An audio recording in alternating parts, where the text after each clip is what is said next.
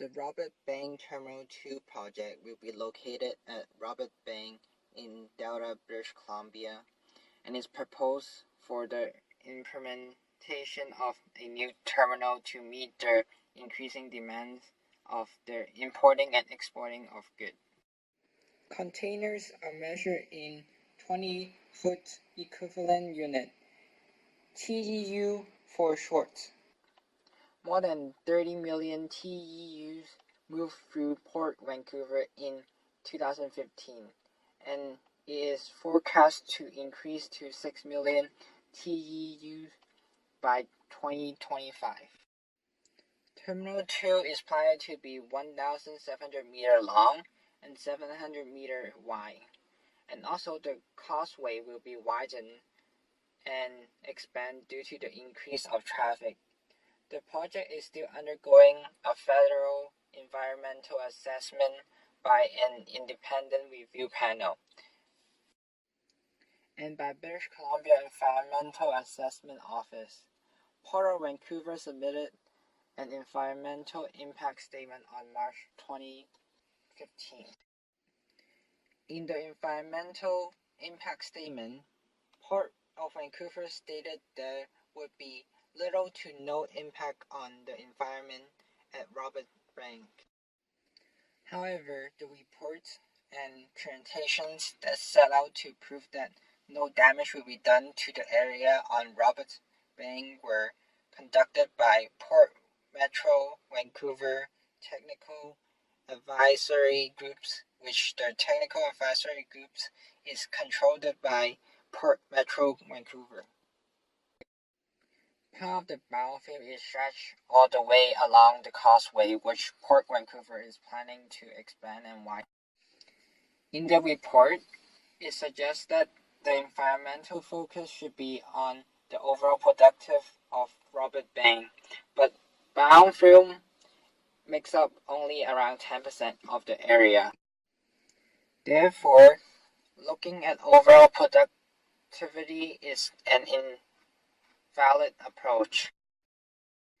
If the causeway is widened and expanded, a part of the biofilm would be destroyed.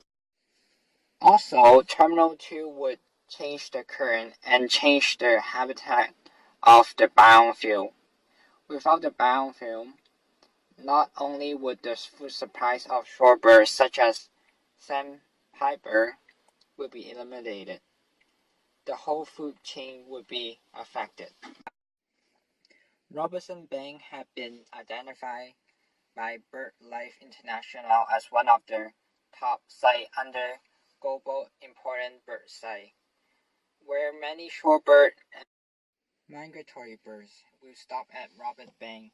For instance, Western sandpiper. Sandpiper is ranked as high concern in U.S.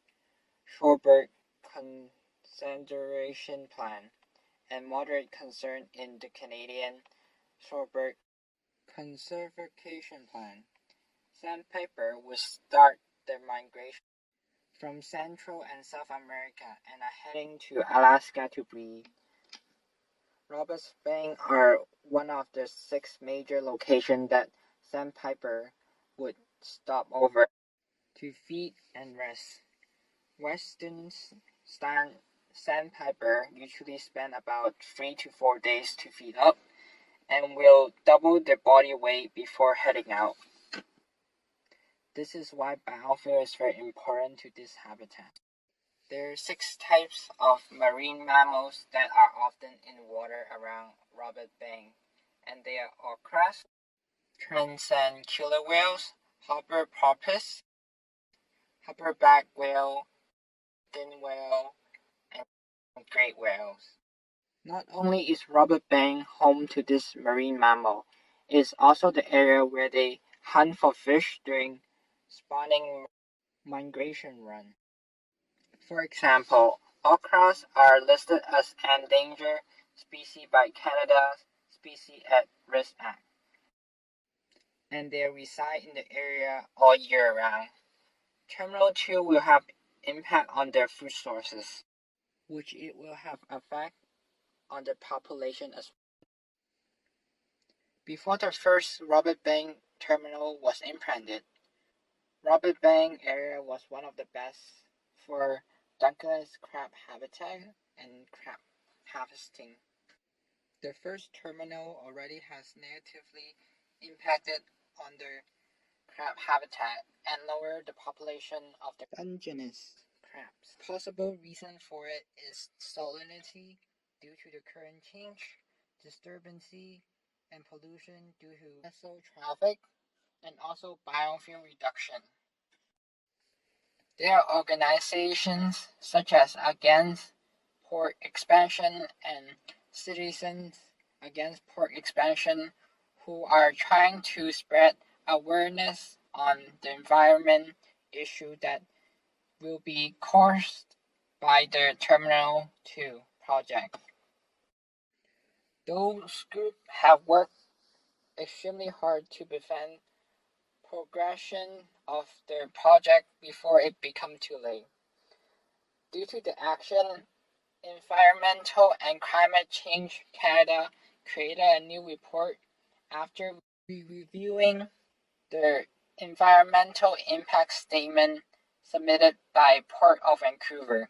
Environmental and Climate Change Canada stated that there is insufficient science-based information to support the proponents' finding that the Terminal 2 project would not adversely impact intertidal biofilm and consequently migratory shorebird in general and the western sandpiper species in particular. This indicates that Canadian agencies had realized the misinformation presented in their project statement. Environmental and Climate Change Canada also brings up the fact that there is no emergency response for heavy oil spill. Although oil spill rarely happen, it would cause serious damage to environment and it would take years to recover the damage. Overall, the Robert Bank Terminal 2 project should not approve in order to prevent damages that would be made on every level of ecosystem.